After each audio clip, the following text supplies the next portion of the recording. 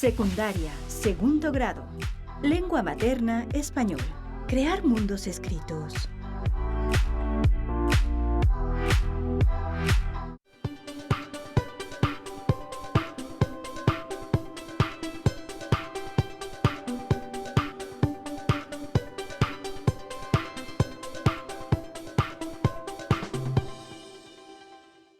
¿Qué tal, alumnas y alumnos? Iniciamos una nueva sesión más de Aprende en Casa, una propuesta para que sigan estudiando en este periodo de aislamiento social, durante el cual tendrán la oportunidad de aprender con la participación de sus familiares y así fortalecer el trabajo colaborativo. Este programa está dedicado a la asignatura Lengua Materna Español de primer grado de secundaria. Nos toca revisar un tema apasionante que requiere de toda su imaginación e inventiva: crear mundos escritos. La intención de esta sesión es que aprendan a escribir cuentos del subgénero que más les agrade. ¿Alguna vez les ha pasado que les gusta mucho un texto? Seguramente se debe a que su trama y personajes están construidos de una manera interesante, o porque nos sentimos identificados ya sea con la historia o los protagonistas, lo que nos impulsa a no despegarnos del texto hasta que terminamos de leerlo. Cada subgénero narrativo, fantasía, policíaco, terror, ciencia ficción, etc., presenta una estructura particular y requiere del uso de recursos específicos. Ahora bien, ¿alguna vez se han imaginado ser escritoras o escritores famosos? ¿O poder plasmar por escrito las historias que se desarrollan en su mente? Sabemos que esto último es más frecuente, pues alguna vez les ha tocado escribir alguna narración, algo que imaginaron, por ejemplo, un cómic o cuento, entre otros relatos. Bien, pues ahora nos adentraremos en el maravilloso mundo de la escritura de los cuentos. Antes de seguir, iniciaremos con un tema básico: aprender a redactar, por lo cual los invitamos a ver el siguiente video titulado Elementos de una historia. Bienvenidos. Soy yo, su narrador favorito, al que le gusta contar historias con un toque de suspenso, acción y un poco, pero solo un poco, de drama. Nuestra protagonista de hoy es ni más ni menos que Caperucita Roja. ¿Y por qué ella tiene una historia y yo no? Porque ella es el personaje principal y todo gira a su alrededor. Caperucita Roja está lista para atravesar el bosque y llevarle unas galletas a su abuelita. Esta es la introducción, el momento en que se describen el escenario y los personajes. Caperucita camina por el bosque. Árboles, árboles y más árboles. ¿No sería mejor un escenario con elementos más bonitos? Algo así como... una playa. Con arena, sol, olas. Pero no, tenía que ser un bosque peligroso y oscuro. Bueno, pues sigamos. Caperucita se encuentra a un lobo que le recomienda un atajo. ¿Quién puede creer en un lobo? Él es el villano y aparece justo en el desarrollo de la historia, donde el personaje principal tiene que enfrentarse a todos los conflictos ocasionados por él. A ver, lo sabía. El lobo llegó primero, esconde a la abuelita en el closet y se disfraza como ella. Caperucita descubre al lobo, él la corretea, grita auxilio y llega un cazador. Les dije, era mejor una playa. ¡Ahí que se hubiera encontrado! ¿Un atún? Y así, con la ayuda del cazador, Caperucita derrota al lobo, rescata a su abuelita y le entrega las galletas. Fin. Aquí está el final o conclusión. El momento en que Caperucita supera todos los problemas ocasionados por el lobo y cumple con su misión.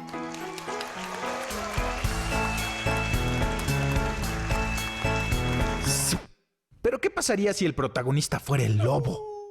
¿O qué tal un dinosaurio? ¿Ya pensaste lo diferente que sería la historia con solo cambiar uno de sus elementos? Esto pasa porque al contar historias, analizamos las causas o consecuencias de lo que sucede. Seguro ya tienen una nueva versión de esta historia en mente. Así que yo voy a hacer la mía. Nos vemos en la próxima.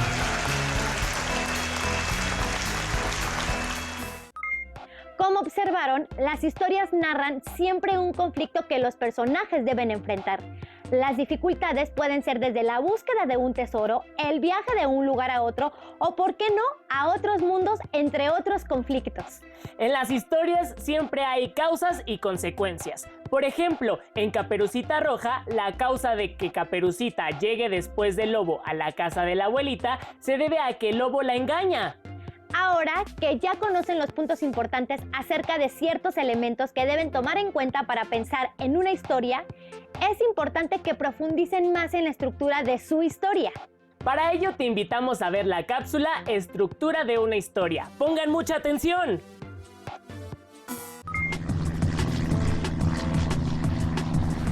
Creían que solo era un juego, pero el avión estaba por despegar. Este podría ser el comienzo de una maravillosa historia. ¿De cuál? De la que estás a punto de crear. Este inicio o introducción define el rumbo que tomará tu historia, los personajes que participarán y los lugares o escenarios que van a visitar.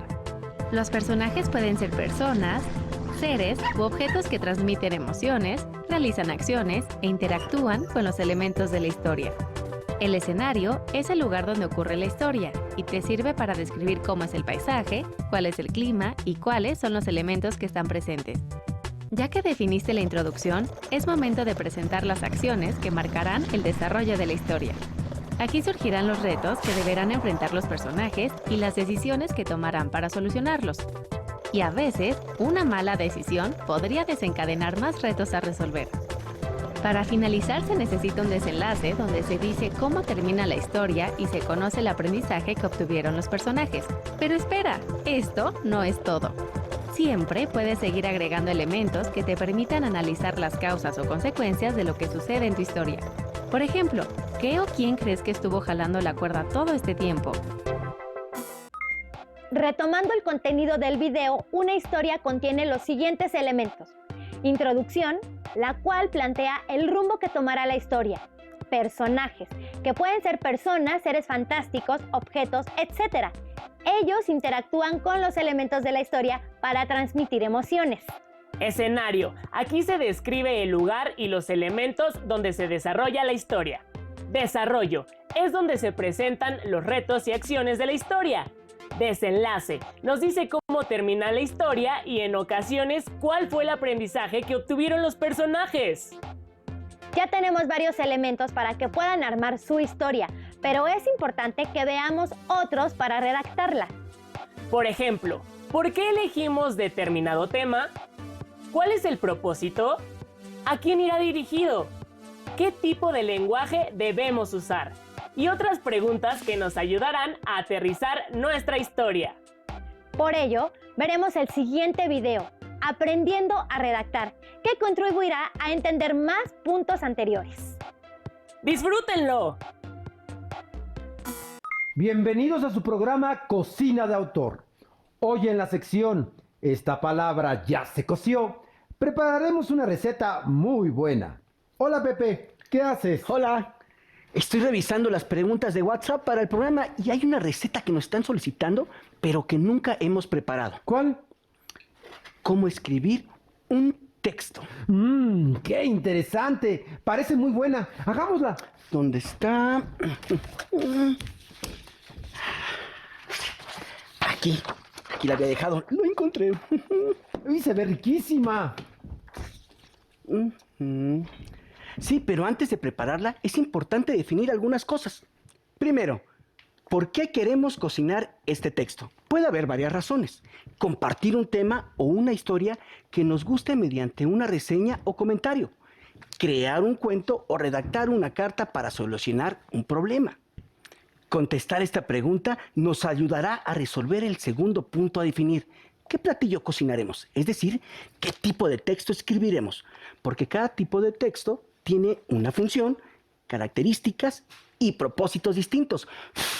No es lo mismo escribir un ensayo que una reseña, un artículo literario o un texto científico. O preparar un pastel o unas enchiladas. Exacto. El tercer aspecto a definir es saber para quiénes cocinaremos, es decir, a quiénes va dirigido el texto, para tener en cuenta el tipo de lenguaje. Muy bien. ¿Cuáles son los ingredientes? Algunos ya los mencioné, pero son los siguientes.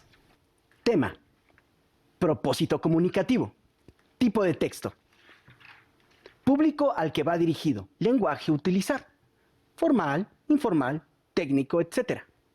Ortografía y redacción. Ahora procederemos a la preparación. 1. La planificación del texto consiste en cocinar preguntas de investigación que obtenemos al cuestionarnos sobre lo que sabemos del tema y lo que deseamos saber. Salpimentamos y buscamos información en fuentes impresas y electrónicas. Marinamos y tomamos nota de los datos relevantes que encontremos, así como de la bibliografía consultada. Organizamos la información con base en las preguntas que planteamos para desarrollar la investigación. 2. Elaboramos la escritura del borrador. Tomamos como base los apuntes que hicimos en la planificación. Lo leemos para ver si cumple con el propósito comunicativo que planteamos. Lo enriquecemos con más información de diversas fuentes. Probemos la mezcla y si es necesario, lo seguimos ajustando. Por ejemplo, el tipo de lenguaje.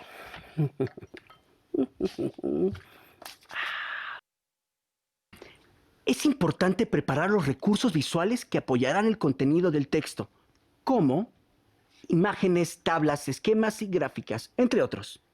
3. Por último, hacemos la revisión y corrección. Debemos revisar y corregir las veces que sean necesarias y poner atención en la coherencia y cohesión de las ideas. La coherencia se relaciona con la forma bien estructurada de los textos, donde las ideas secundarias van llevando gradualmente a la idea principal. La cohesión es la manera en que se enlazan palabras, oraciones y párrafos para comunicar un mensaje de manera comprensible y efectiva. Al hablar como al guisar, su granito de sal. Revisamos de nuevo la ortografía y puntuación. Y cuando nos guste su consistencia, ponemos la mezcla en el horno.